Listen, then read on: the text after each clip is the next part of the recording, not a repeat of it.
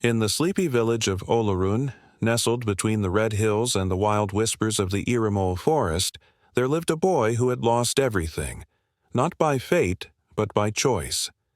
His name was Kwame. He was once the pride of his mother's eyes, the sharpest student in the village school, and the boy whom elders called a rising drumbeat in the silence of youth.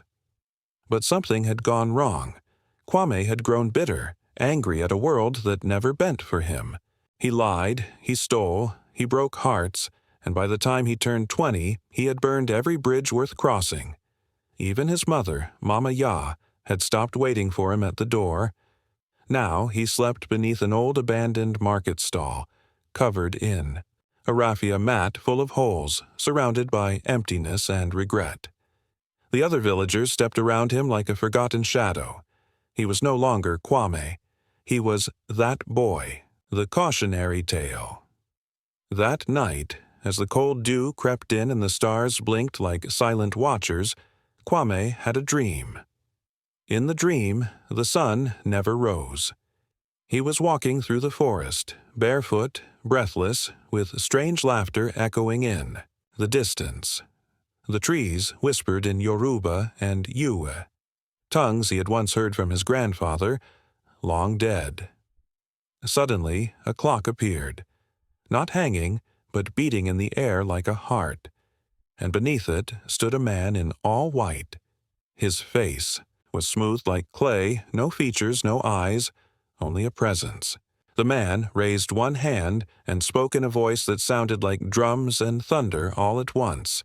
"You have wasted your life, Kwame, but time, strange, cruel time, owes you a debt."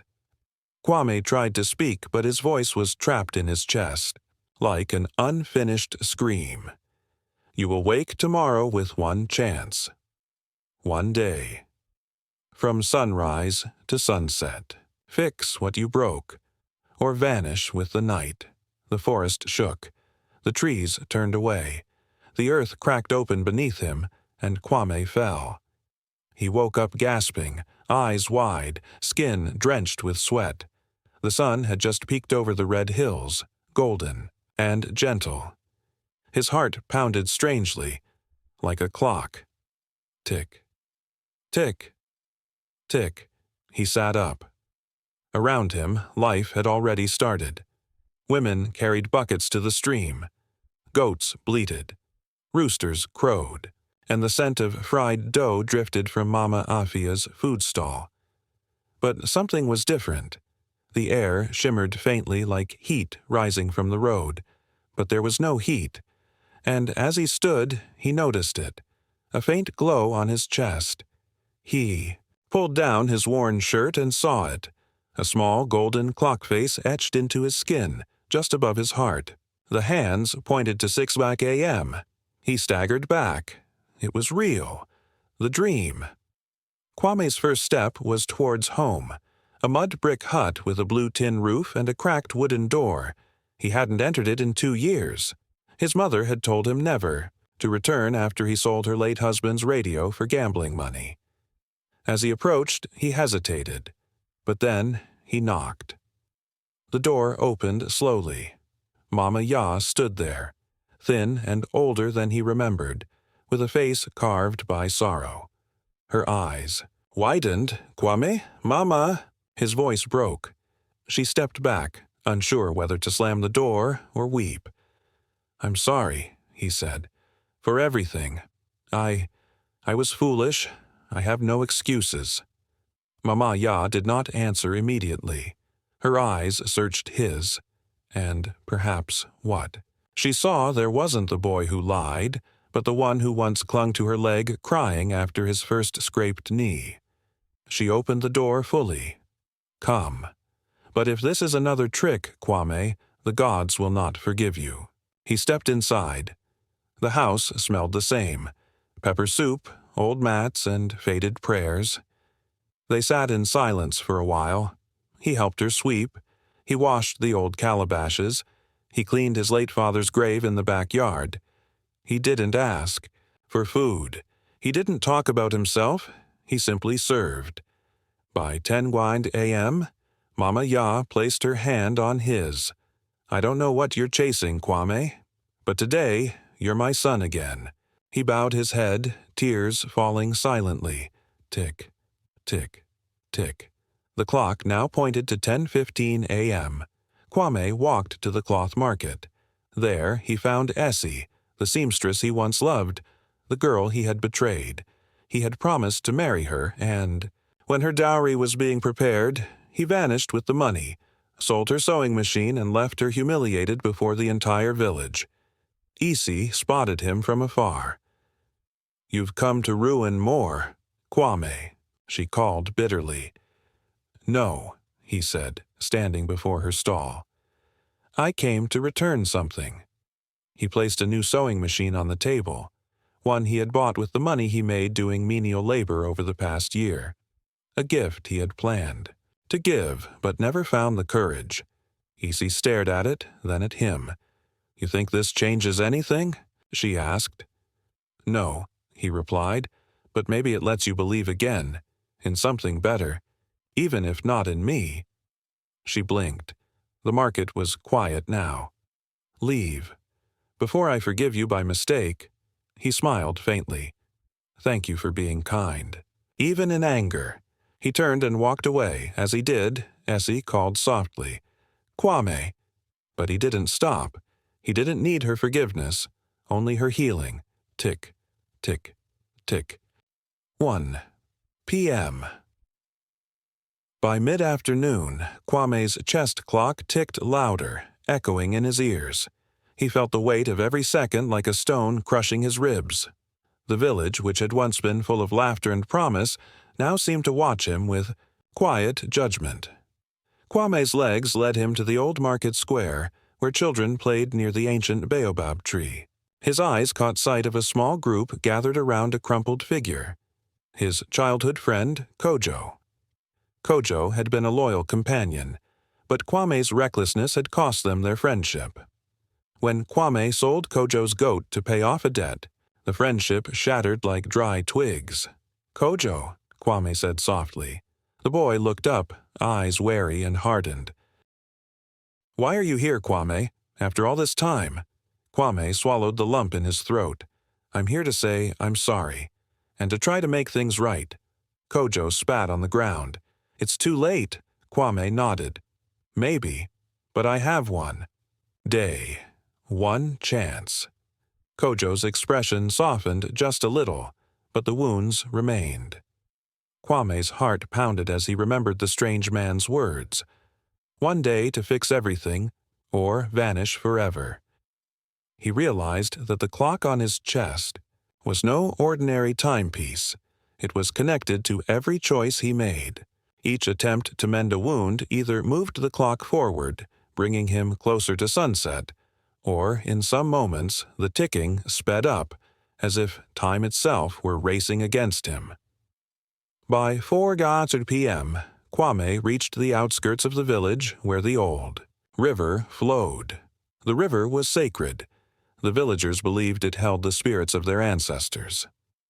There, Kwame saw a shadowy figure, a woman dressed in flowing white, her feet barely touching the water's surface. She was the spirit of time, a guardian who appeared only to those who dared to challenge fate. She spoke without words, but Kwame heard her voice in his mind. "You seek to undo your past, but time is not so easily reversed. Some wounds run too deep." Kwame knelt. "Please, just one day, one chance." The spirit nodded, and a soft breeze stirred the water. As the sun began to dip toward the horizon, Kwame felt a deep sorrow. His efforts had brought small moments of peace, but not forgiveness from all. He returned to Mama Ya's hut, exhausted, his chest burning with the steady tick. She embraced him tightly. "You are still my son, and no matter what happens, you must forgive yourself first." Kwame closed his eyes. The clock glowed bright. 8 p.m.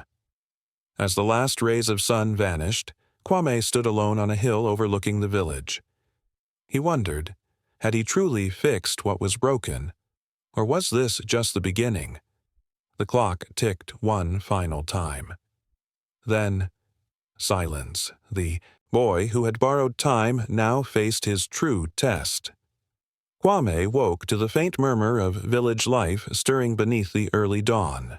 His chest felt heavier than ever, the golden clock etched there glowing faintly in the pre-dawn light.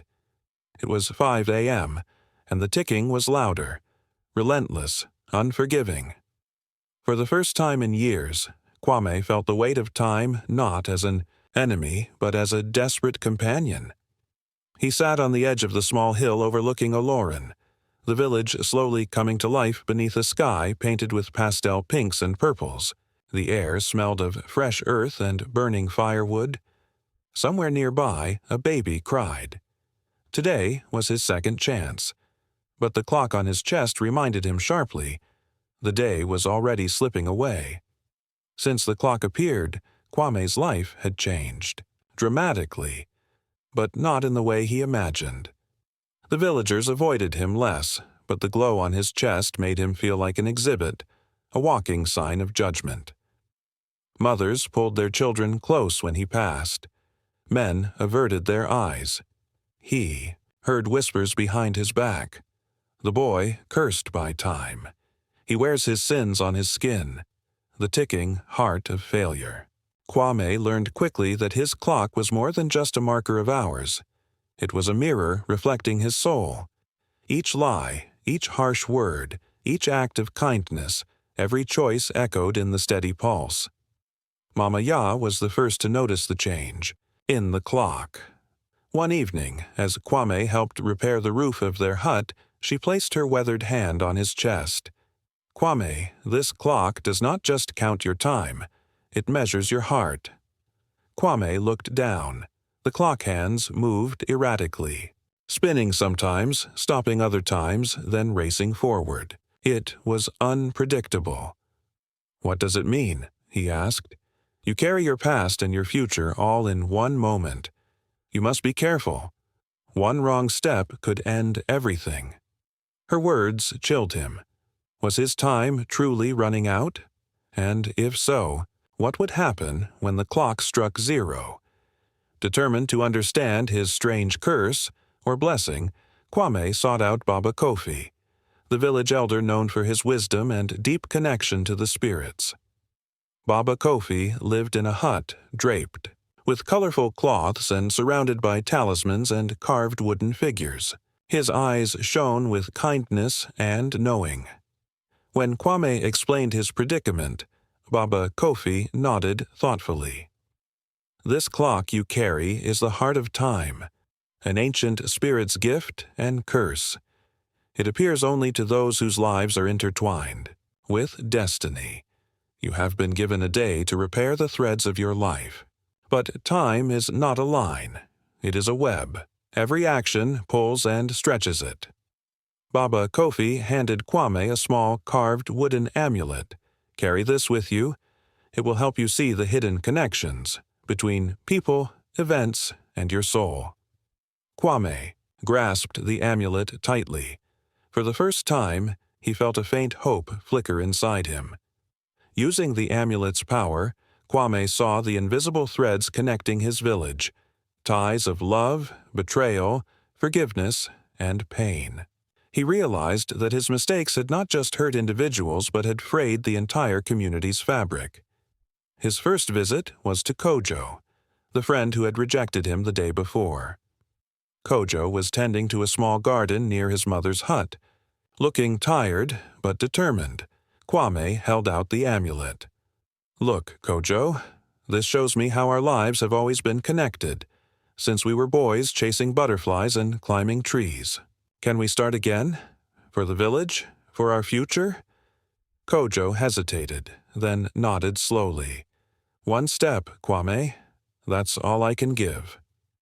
Next, Kwame returned to Mama Ya's hut, where he sensed a secret lingering in the air, something his mother had hidden all these years.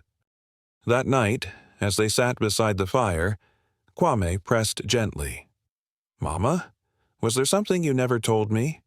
About Papa?" She sighed deeply, eyes reflecting the flickering flames. Your father was a proud man, but he carried burdens too.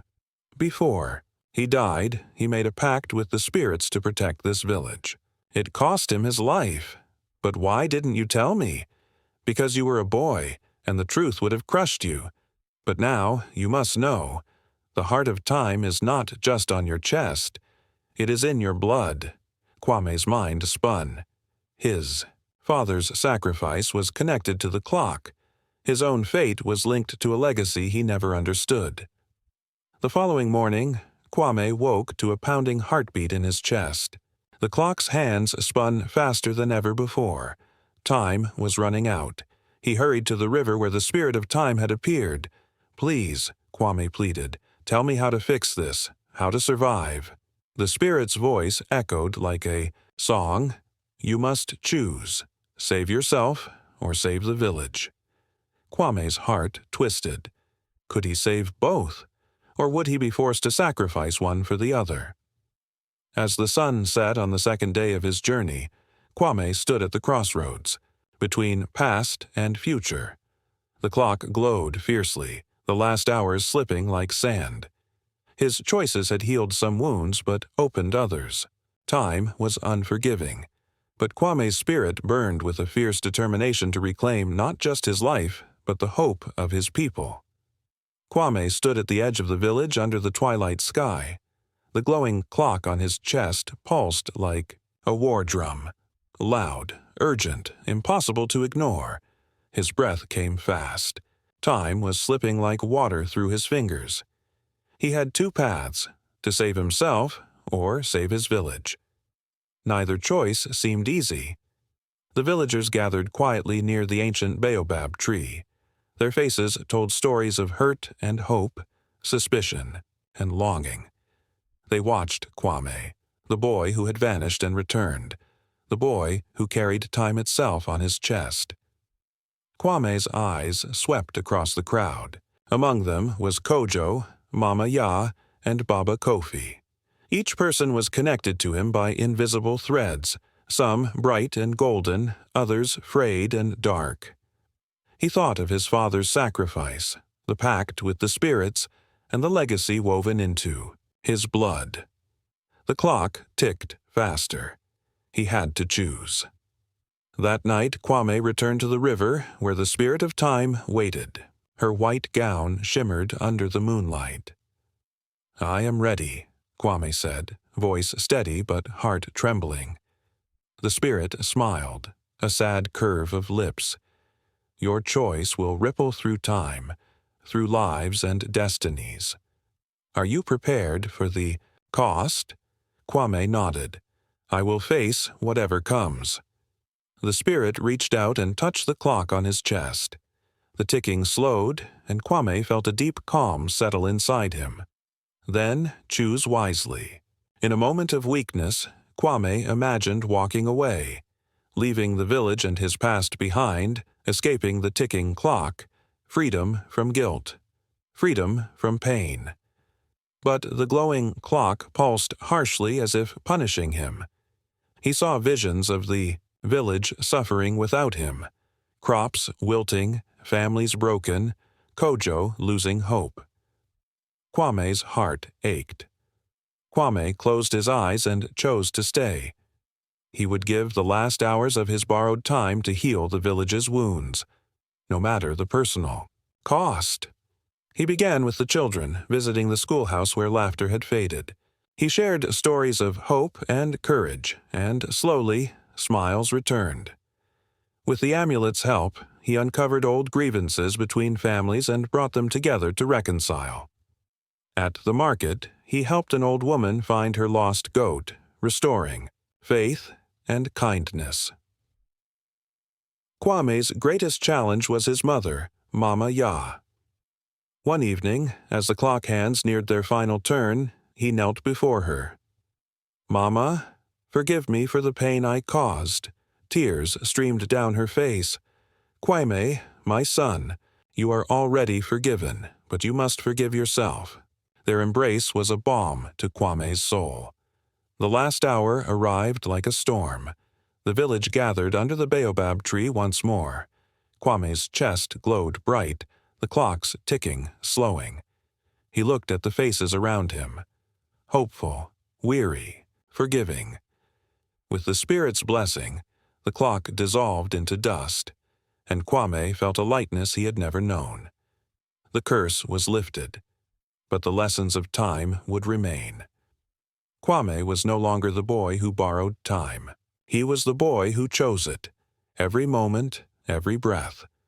The village of Olorun blossomed once again, united by love, courage, and the power of second chances. The first light of dawn spilled over Olorun, casting long golden rays across the land. The village stirred slowly, awakened by the promise of a new day, a day free from the shadow of the ticking clock. Kwame stood by the ancient baobab tree, his chest bare. The glowing clock was gone. In its place was only a faint warmth, like the gentle beating of a heart at peace. The villagers gathered around him, their faces bright with hope and gratitude. Kojo, Mama Ya, Baba Kofi, and even those who had once doubted him came forward, their hands reaching out in friendship. Kwame looked into their eyes and saw a reflection of his own journey. Pain, forgiveness, growth, and love. Today, Kwame began. We are not bound by time or mistakes. We are bound by the strength we find in each other. A cheer rose from the crowd, echoing through the trees and hills. Kwame spent the day helping rebuild homes, mending broken fences, and planting seeds for the future.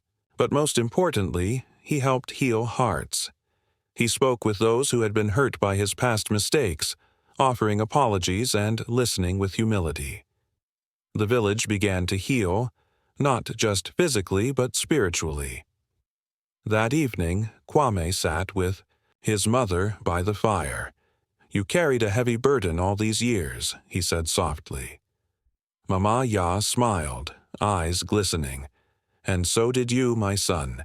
But now we are free, free to write our own story, one not defined by time, but by love." Kwame nodded, feeling a peace he had never known. Before nightfall, Kwame climbed the small hill overlooking the village. The stars shimmered above, vast and endless. He made a silent vow. "I will live each day fully, honoring the time I have, not borrowed but earned." The wind whispered through the grass, carrying his promise into the night. Kwame's story became a legend in Olorun, a tale of courage, forgiveness, and the power to choose. The glowing clock never returned, but its lessons remained, etched in the hearts of those who heard it. And Kwame, he lived his life not as a prisoner of time, but as its master, cherishing every moment, every breath, every heartbeat.